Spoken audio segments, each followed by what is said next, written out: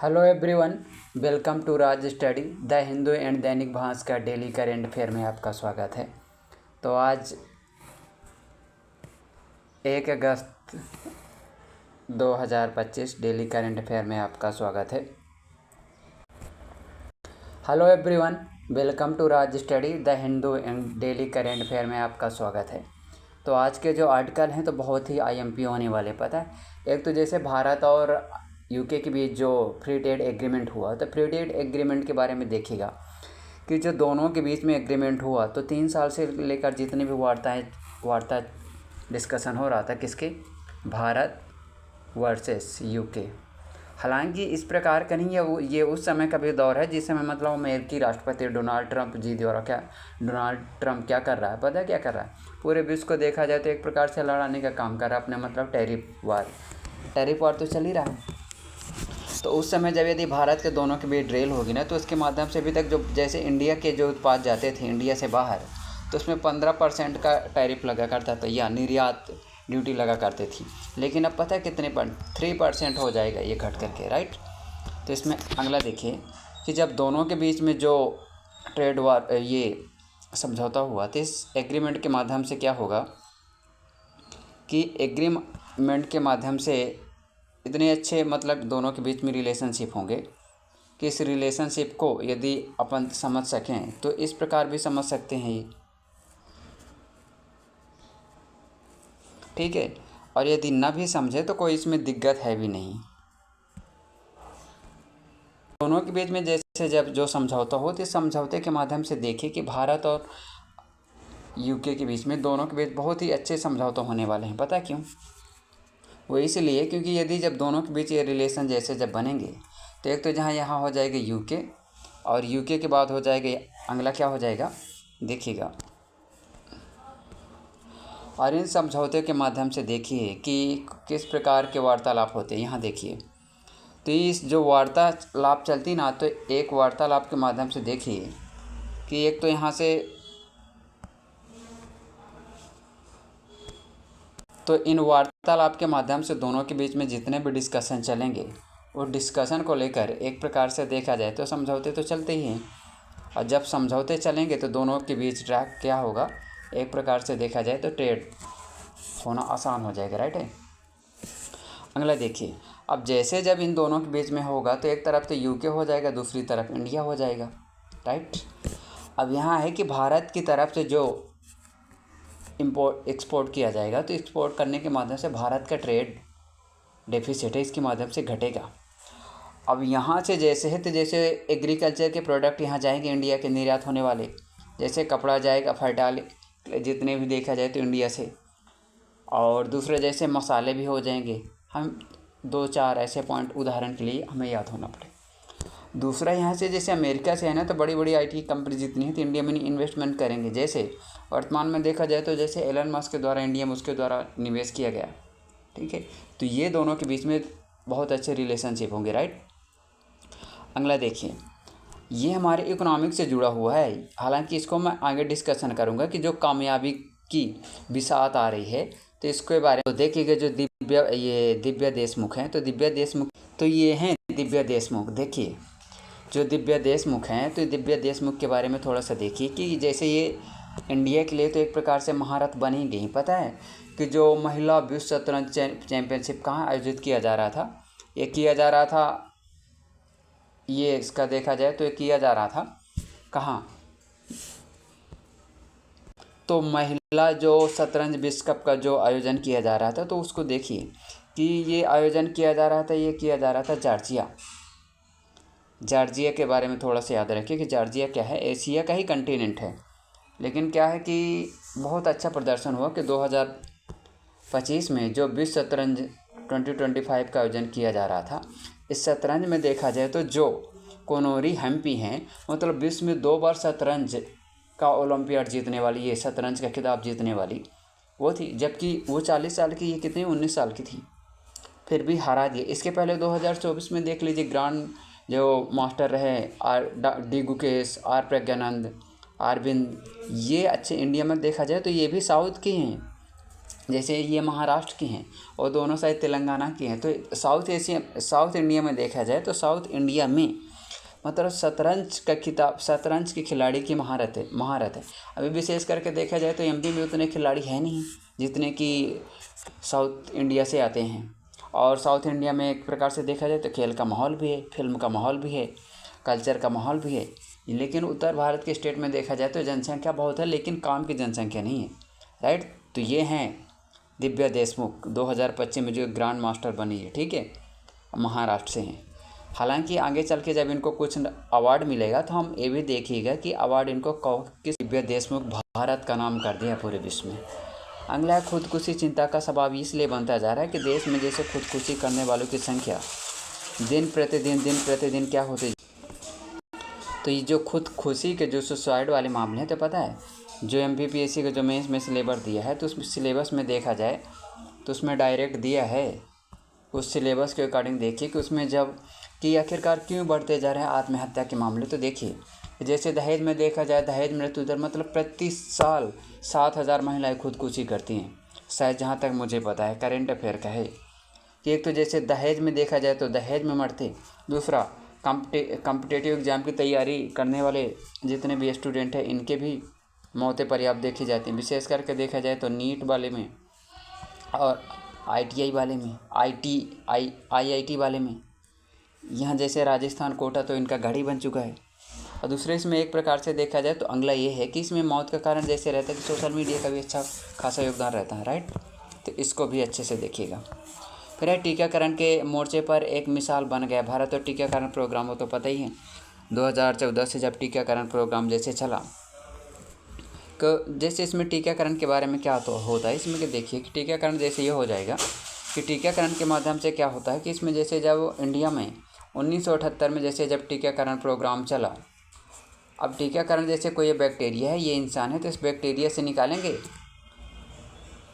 Liquid के निकालने के बाद सिरिंज के माध्यम से इसके डालेंगे, और जब यही बैक्टीरिया इसके अंदर चला जाएगा, जब ये बैक्टीरिया इसके ऊपर इफेक्ट करे, ये बैक्टीरिया इसको मार देगा। ये इसमें क्षमता आती है। हालांकि जो ये टीकाकरण प्रोग्राम चला आगे चल के ये रहा। फिर इसके बाद 2014 में तो इंद्रधनुष मिशन चला जिसमें 7 टीकाकरण, जबकि 7 टीकाकरण के बाद 2020 में कितने टीका और शामिल हो गए, 14 टीकाकरण हो गए।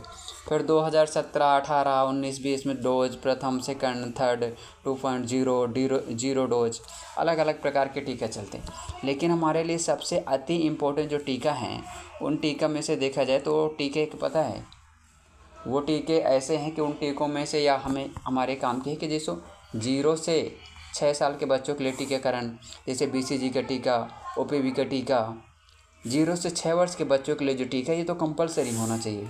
है भी वर्तमान में गवर्नमेंट जितने भी डिस्ट्रिक्ट हॉस्पिटल हैं वहाँ पास इसके टीके लगाए जाते हैं, राइट। अगला है कि अनाज में घटते पोषक तत्वों पर हमें नीति बनानी होगी। तो ये कौन बोल रहा है? ये दैनिक भास्कर, मैं नहीं बोल रहा, दैनिक भास्कर के अकॉर्डिंग है।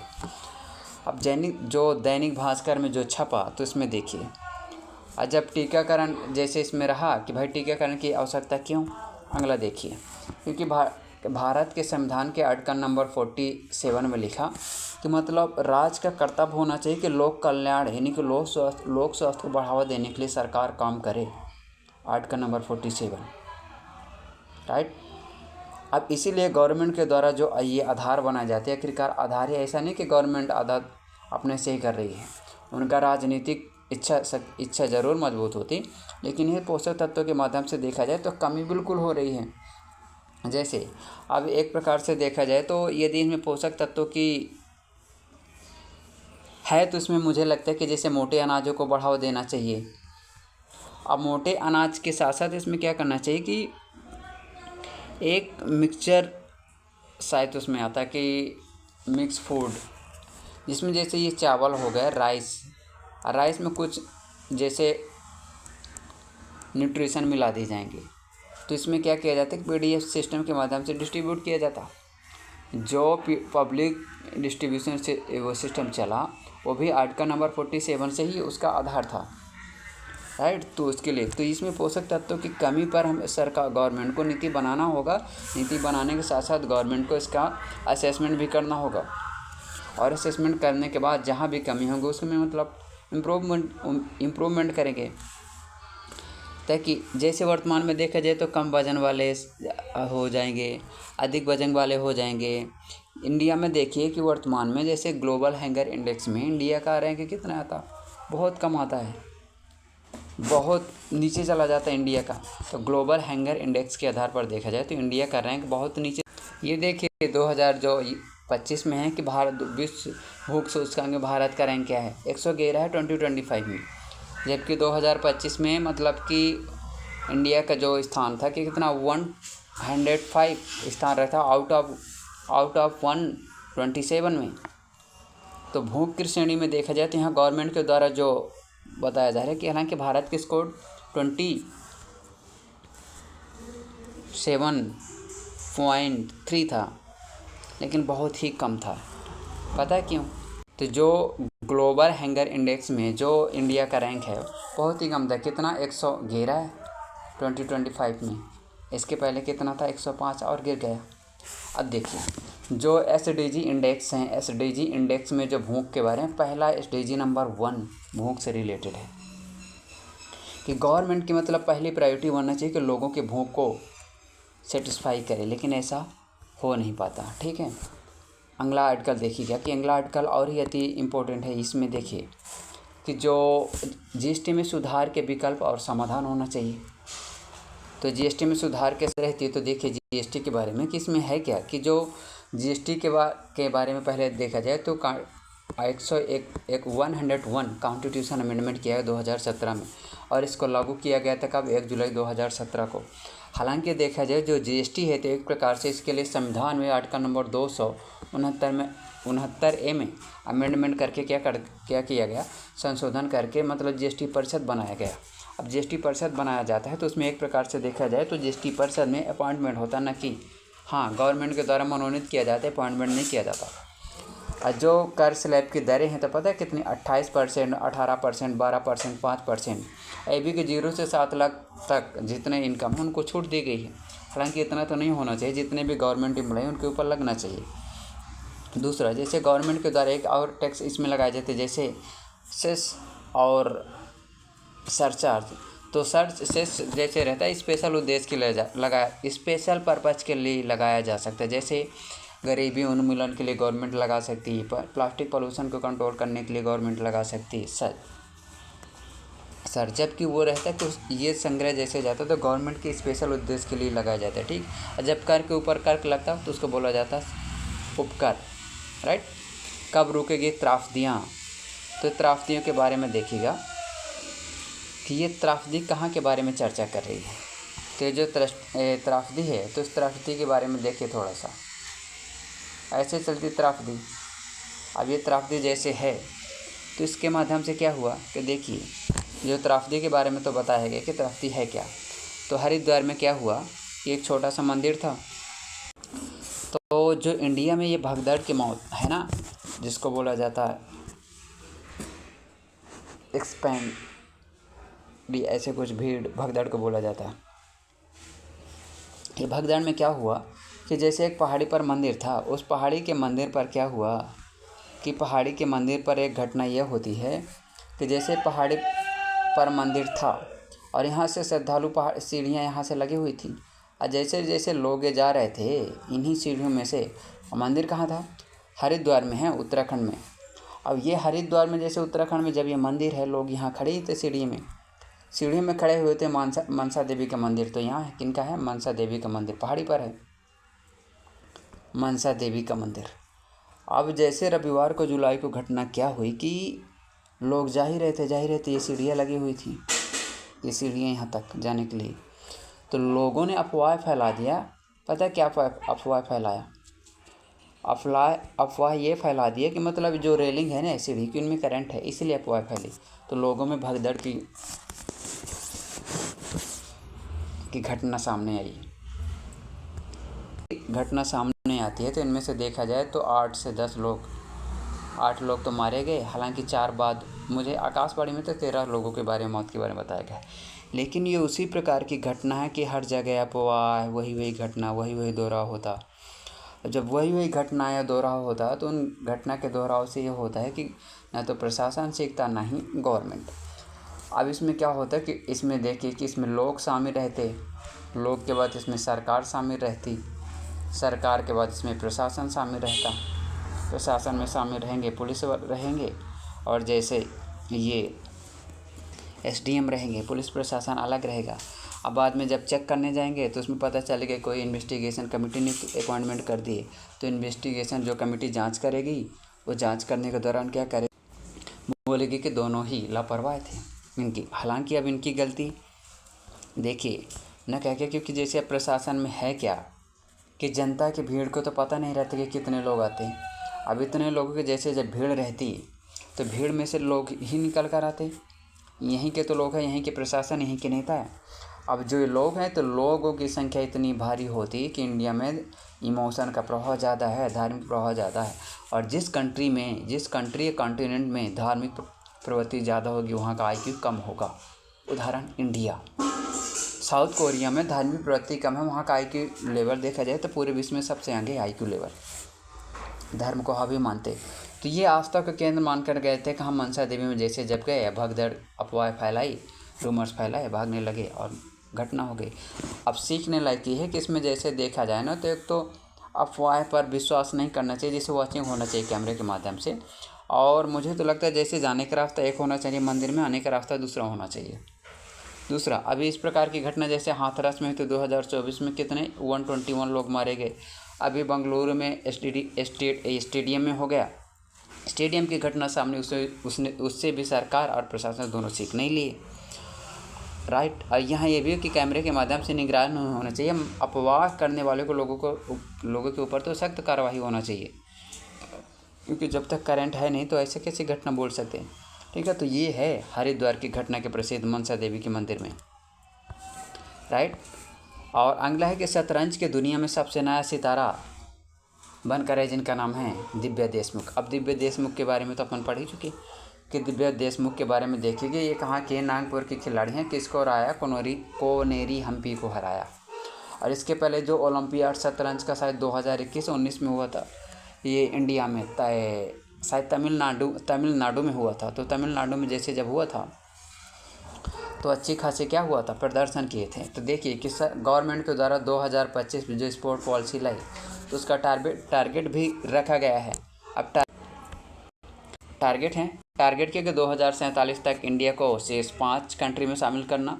दूसरा, और जो मूल उद्देश्य है कि 2036 का जो ओलंपिक होना है तो वो इंडिया में प्रस्तावित है। जब इंडिया में प्रस्तावित है तो भाई इसमें चैलेंजेस तो आने हैं कि इसके पहले अभी चीन भी खाली है, वो तो विकसित कंट्री है, अमेरिका भी खाली है, बड़े बड़े विकसित देश। तो उनके सामने इंडिया के लिए चैलेंजेस ये हैं कि अपनी दावेदारी साबित करे, और साबित करने के साथ क्या करना पड़ेगा कि हमें अपनी क्षमता का प्रदर्शन करना ही पड़ेगा, चाहे कुछ भी हो जाएगा, राइट। उसके माध्यम से ये दिखाता ही है। अब उसके लिए क्या करना पड़ेगा, हमें अपने कंट्री का इंफ्रास्ट्रक्चर डेवलपमेंट करना पड़ेगा। और ये है मतलब डाटा कि किस देश से कितना तेल आयात करता भारत। तो पहले नंबर पर रूस, इराक, सऊदी अरब, केवल 3 हमें याद रखना है, रूस, इराक और सऊदी अरब। किस देश से कितना तेल आयात करता भारत, वही वाला छप गया है। अगला देखिए, भारत और रूस के बीच बीते वर्षों में देखा जाए तो कैसे बढ़ा व्यापार। तो देखिए इस प्रकार से व्यापार बढ़ता है कि 2019 में व्यापार इतना था, आगे बढ़ते 68%। पता है द्विपक्षीय व्यापार के आंकड़े अरब डॉलर में है। भारत और अमेरिका के व्यापार कैसे है, तो अमेरिका ने भारत से आयात किए कितना, 47 अरब डॉलर का, जबकि भारत ने अमेरिका से आयात कितने के, 41 का। इसीलिए देखा जाए तो हमारे क्या है कि एक प्रकार से अमेरिका ने भारत से ज़्यादा खरीदा, इसलिए उसका व्यापार घाटा है। और हमारे लिए क्या है, क्योंकि दोनों का व्यापार घाटा कितना, 47 का व्यापार घाटा है, कितने का, 47 अरब डॉलर का। अब इस अरब डॉलर से माध्यम से ये होता है कि इंडिया का जो ट्रेड डेफिसिट है उसमें क्या हो, सुधार होता है। और आज का अगला और अति महत्वपूर्ण आर्टिकल है कि इसरो नासा का पहला साझा मिशन सफलतापूर्ण लॉन्च किया गया। कहाँ से लॉन्च किया गया है, श्रीहरिकोटा से। देखिएगा बहुत ही संक्षिप्त में और 5 मिनट की कहानी, और ये बदलेगी हमारे जीवन की अपनी अपनी जवानी, हमारे थॉट चेंज हो जाएंगे। देखिएगा इस घटना के माध्यम, जैसे श्रीहरिकोटा में, जैसे यहाँ उड़ीसा में श्रीहरिकोटा एक प्रकार से देखा जाए तो आइसलैंड है। अब आइसलैंड के माध्यम से देखिएगा कि ये क्या रहेगा क्या। तो इसमें जैसे इंडिया है, इंडिया इसरो और नासा दोनों, अब मिशन का जो टारगेट रखा है 3 साल का, कितने का बजट रखा है 12,000 करोड़ का, कितने किलोग्राम है 2300 करोड़ का, इसरो का खर्च कितना है 470 करोड़ का। इसीलिए इंडिया के पास देखा जाए तो क्या है, एक प्रकार से बजट कम लगाया गया है। लेकिन पहला सैटेलाइट है जो पृथ्वी का ऑब्जर्वेशन करने वाले दोहरी आवृत्ति वाला जो सिंथेटिक अपर्चर रडार है, तो दोहरी आवृत्ति डबल फ्रिक्वेंसी वाला पहला सैटेलाइट है जो पृथ्वी का ऑब्जर्वेशन करेगा। इसमें बांड कितने बांड, के बांड, एक के बांड रहेगा, दूसरा एल बांड रहेगा।